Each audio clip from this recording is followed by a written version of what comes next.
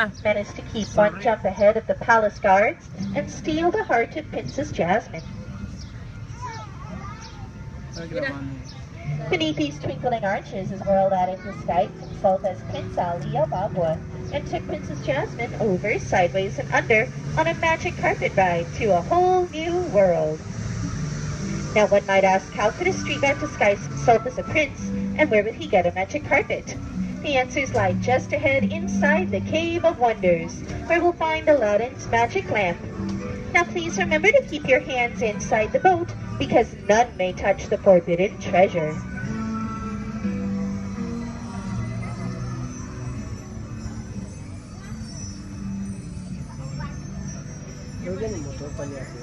¿Ya? Sí. Esta es su lámpara de Aladino. Ah,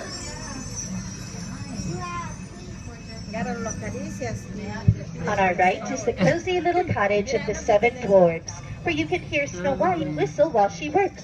And beyond that is where the dwarves dig ahí están los hijos de Don Pato, mira. the hole to do. On our far left is the stately chateau where Cinderella once lived with her wicked stepmother. But thanks to her fairy godmother, she now lives with her Prince Charming in the castle at the top of the hill.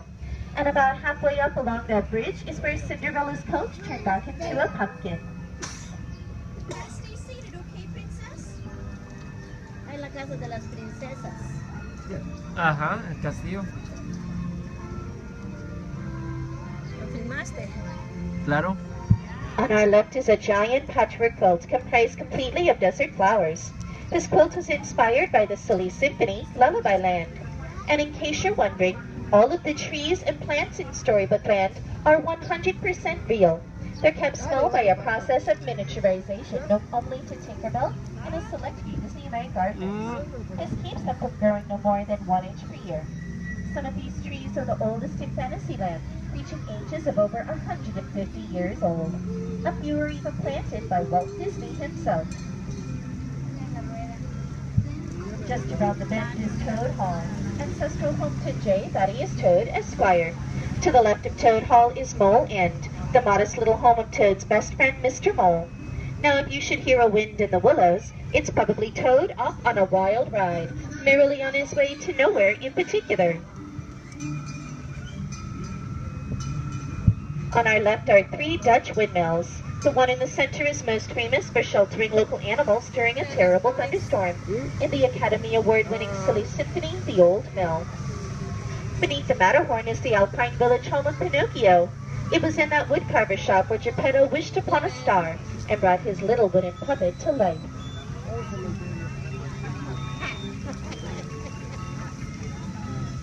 Anchored in the bay to our right is Prince Eric's ship. It was on that stretch of beach where Ariel took her first steps on land and became part of our world. Now, she lives with her husband Eric and daughter Melody in this beautiful castle by the sea. But when Ariel was a little mermaid, she lived under the sea. So if you look to your left beyond that waterfall, you might catch a glimpse of Ariel's underwater home of Atlantica, ruled by her father, King Triton. And now it's time for us to return to shore. So please watch your hands, arms, and fingers as we approach the docks. I hope you enjoyed our tour of Storybook Land, and will have a wonderful day here in Disneyland. Please remain seated until the boat comes.